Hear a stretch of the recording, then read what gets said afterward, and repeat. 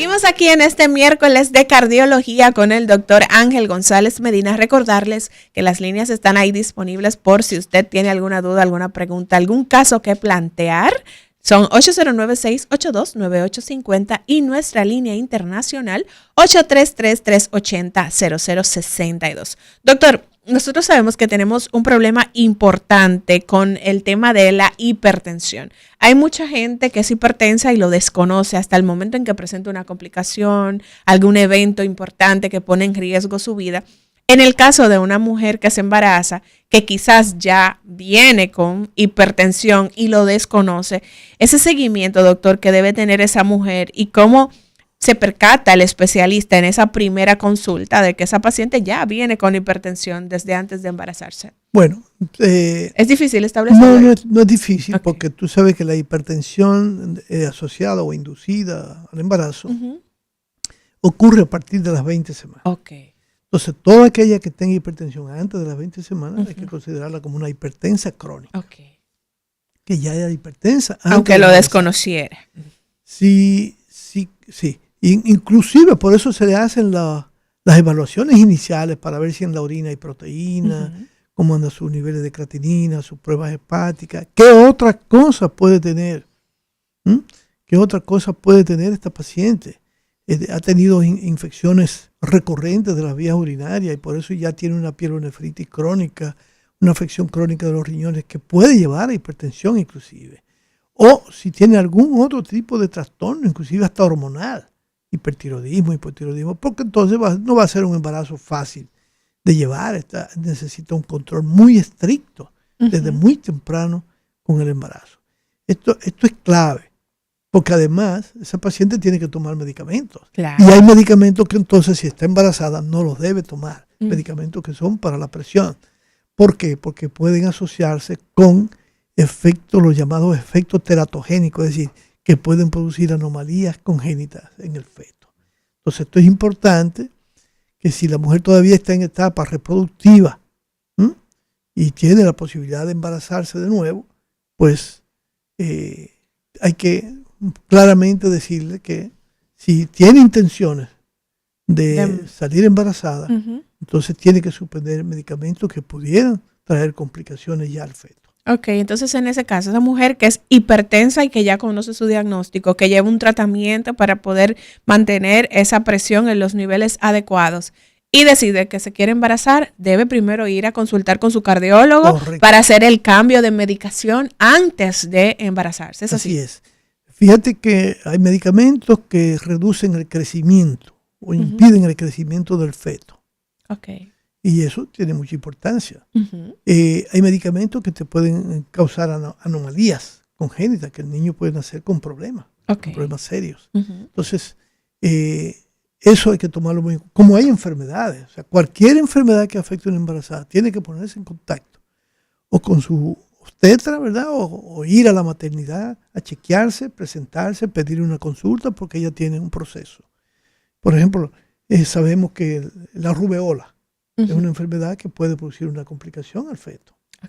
Anomalía congénita del corazón. Y así hay otras enfermedades que también pueden causar problemas. Por ejemplo, por eso tú ves que desde el principio se le hacen pruebas de sífilis. Sí. Porque la sífilis puede causar sífilis congénita. Una batería de pruebas para confirmar. Y otras enfermedades que pueden asociarse en la madre. Por eso la madre tiene que tener un historial de si está vacunada. Todas estas cosas para evitar precisamente, fíjate que el tétanos en el neonato, en el recién nacido, es una condición muy grave, mortal inclusive. Entonces, si la madre no está vacunada, ese niño va a salir expuesto a desarrollar tétanos los primeros días, sobre todo en las zonas rurales, donde no haya condiciones para atender un parto. Y eso es muy importante. Ya por suerte uno no oye tanto de esos casos, pero puede ocurrir. Claro. Doctor, entonces ya queda establecido qué hacer en los casos de que una mujer es hipertensa y se va a embarazar o se embarazó y en esas primeras semanas se puede identificar que es una mujer hipertensa. Entonces ahí se establece un tratamiento para poder controlar esa hipertensión durante el embarazo y que no aparezcan otras complicaciones. Correcto, y un seguimiento especial. Hay medicamentos que son específicos para esta condición, porque son los que menos riesgo tienen, son los más seguros, son eficaces, y como quiera tú tienes que dar seguimiento, porque cada paciente puede tener una respuesta anormal Diferente. a un medicamento. Pero por eso el seguimiento de esos pacientes es muy especial, es constante.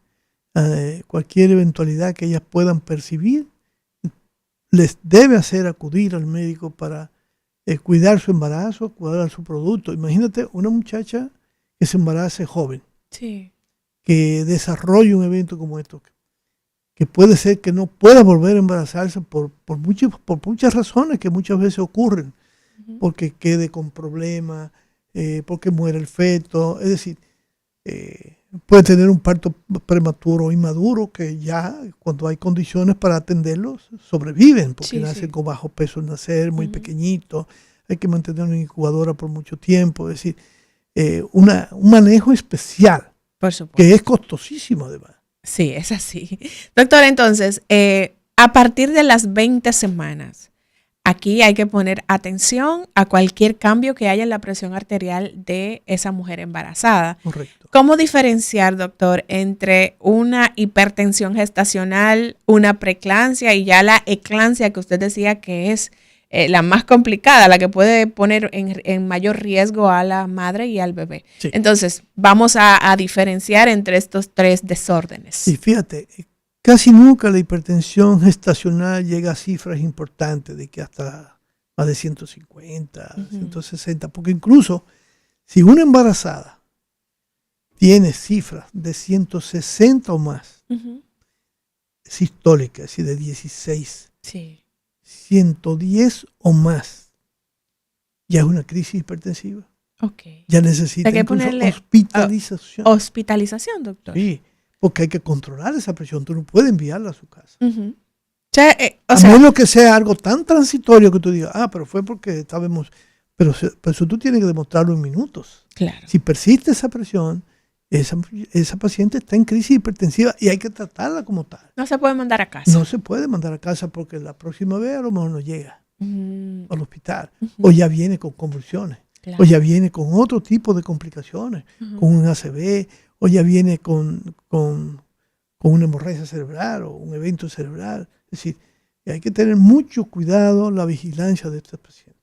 Una paciente que presenta esa hipertensión gestacional, que usted decía puede ser benigna, puede cursar sin ninguna complicación, ¿puede pasar a una preeclampsia? Claro, puede pasar a una preeclampsia, por eso hay que estar vigilando.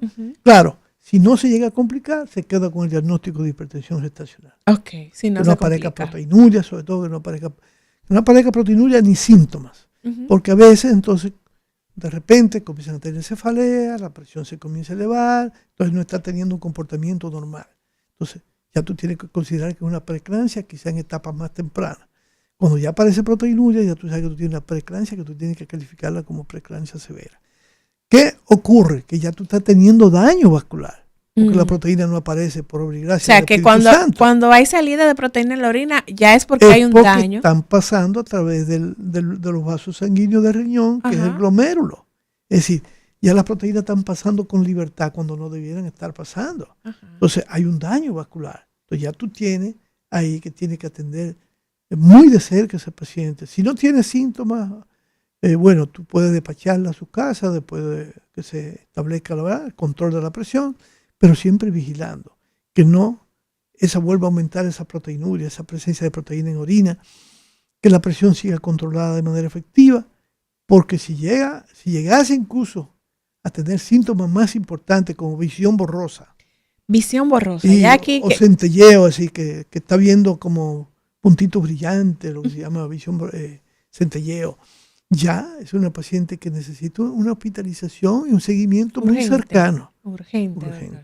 Y aislada en una habitación sin ruido, sin sonidos. Nada que la sobresalte. Nada que le sobresalte porque puede provocarse que entonces aparezca la convulsión. Doctor, entonces en esa hipertensión gestacional que hay que observar, la mujer puede no presentar síntomas, no presenta síntomas. No hay síntomas, ella tiene presión que se le elevó, que ha comenzado a elevarse, tú le estás tratando, está controlada, En los chequeos subsiguientes no hay síntomas, se hace un seguimiento para ver cómo ella va. Se le debe explicar que si aparece cefalea, sobre todo si esa cefalea es importante, si no está relacionada con ningún estado emocional u otra cosa, entonces debe acudir rápidamente y chequearse. Entonces el médico decidirá, no necesariamente tiene que hospitalizarla, si no encuentra ningún hallazgo de importancia, porque si encuentra hallazgo de importancia, lo importante es un reposo, aunque sea en su casa o en el hospital, si aparece algún hallazgo importante. Ok, entonces pasamos al capítulo de la preeclampsia, doctor. Aquí ya hay síntomas, ya hay salida de proteína en la orina, dolor de cabeza, dolor en la boca del estómago, como la gente conoce. ¿Se hospitaliza a la mujer con preeclampsia, doctor? Sí. Sobre todo porque ya tiene síntomas. Ajá. Entonces, tú puedes encontrar que puede haber cierto grado de alteración, no anormal, fíjate, de la creatinina. Tenía una creatinina que era, por ejemplo, 0.70 y ahora tiene 1.0. Entonces te dice a ti que ese paciente hay que seguirla muy de cerca. Okay. Y claro, si se estabiliza, desaparecen los síntomas, entonces va a su casa hasta que haya madurez del feto. Si está por debajo de la semana en que hay madurez, entonces hay dos cosas. Si tiene una preeclampsia severa con una proteinuria importante, con cefalea, entonces tú dices, bueno, vamos a, o suspendemos el embarazo para evitar que esto se complique, o rápidamente, si llegó a las semanas ya, tú no das más chances, sino que termina el embarazo, que es el tratamiento más ideal, porque tú estás quitando lo que está causando el problema, que es la disfunción placentaria. Okay. Tiene que sacar la placenta, que es lo que está causando. Entonces, pero si le faltan semanas, se pone en reposo. Si tú logras estabilizarla, entonces hay medicamentos para alcanzar la madurez del feto. Ajá. Entonces, doctor, es que regularmente cuando se habla de preeclampsia, normalmente el manejo que se le da a esa mujer es que vamos a desembarazar para evitar cualquier complicación. Pero hay criterios si entonces para... Claro, si hay la madurez, si hay sufrimiento fetal. Eso es para evitar entonces que la mujer pase a la otra etapa, que es la eclampsia, que aquí es más complicado. O que desarrolle el síndrome de HELLP. El síndrome de HELLP. Porque tú vas a comenzar a ver que si comienza a haber algunas alteraciones en las enzimas hepáticas, aunque no sea el doble, tú dices, espérate, aquí algo va a ocurrir. Entonces, lo más importante es el parto. ¿Qué pasa de diferente en el cuerpo de una mujer embarazada atendiendo a si está en esa etapa de preeclampsia o si ya pasó a la eclampsia? ¿Cómo se establece esa línea limítrofe entre un trastorno y otro? Bueno, lo único que te define la eclampsia es la aparición de convulsiones. Convulsiones. O sea que el límite es muy estrecho.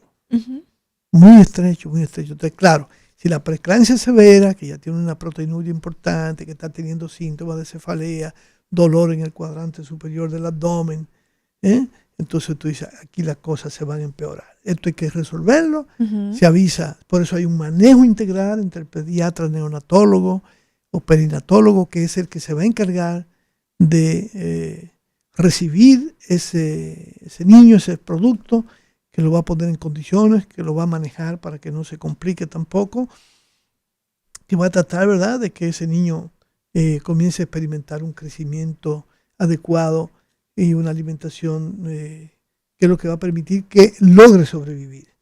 Y la madre, obviamente, si lograra convulsionar, entonces va a recibir un tratamiento especial donde entra en juego ese manejo integral, donde están el obstetra, donde puede entrar el neurólogo o el internista y hasta el cardiólogo con el manejo de la hipertensión y las complicaciones que pudiesen haber.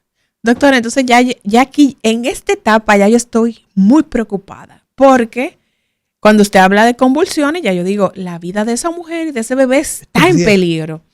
Entonces hay algo que está un poquito más allá, que es el síndrome de HELLP. ¿Qué pasa ahí, doctor? Bueno, en el síndrome de HELLP, entonces tú tienes además que está desarrollando una anemia por ruptura de los glóbulos rojos. Okay. O sea, el estado de toxicidad que tiene esa paciente la acerca más todavía, no solamente a complicaciones, sino muerte, en la que puede haber disfunción de órganos, disfunción renal, disfunción hepática. y entonces llevarla hasta la muerte. ¿Y qué pasa, doctor, que una mujer llega hasta allá, hasta el síndrome? Bueno, ¿O puede pasar de una hipertensión gestacional directamente al síndrome de Hell? ¿O debe ir agotando que pasó, no, ya es preclántica, ya es clántica? Sí. ¿Cómo se da? Difícilmente, bueno, la hipertensión gestacional difícilmente pasa ahí. Primero llega como a la preeclampsia. Okay. Entonces, desde la preeclampsia se comienzan a aparecer todas estas cosas. Uh-huh.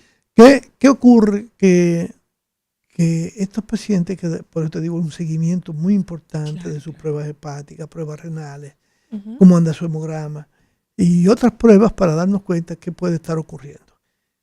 Muchas veces puede pasar de forma así también aguda, o sea, en pocas horas desarrollarse este síndrome de Hell. Entonces ya tú sabes que si hay hemólisis va a haber una anemia importante porque los glóbulos rojos se están rompiendo, entonces hay una sobrecarga de esos componentes del glóbulo rojo, por eso la paciente se pone amarilla como si tuviera hepatitis. El hígado se inflama, se distiende y entonces puede haber un fallo hepático y todo eso puede contribuir incluso a más compromiso a nivel cerebral. A nivel cerebral llevando a la paciente a coma, a un estado de coma. O sea que es un tema importante, claro. Por eso la urgencia de que la gente entienda, sobre todo las mujeres embarazadas, de esa importancia que tiene el seguimiento gestacional, el que usted no falte a sus citas, el que desde el momento en que usted pensó embarazarse vaya con el especialista y que no descuide ese cuidado que usted debe tener durante ese embarazo para evitar entonces el que se ponga en riesgo tanto su vida como la vida de su bebé. Vamos a una breve pausa y al regreso pues vamos a hablar del manejo que llevan estas complicaciones en el embarazo y cómo puede evitarse pasar entonces de una etapa a la otra. Vamos a la pausa y retornamos de inmediato. Cátedra Médica.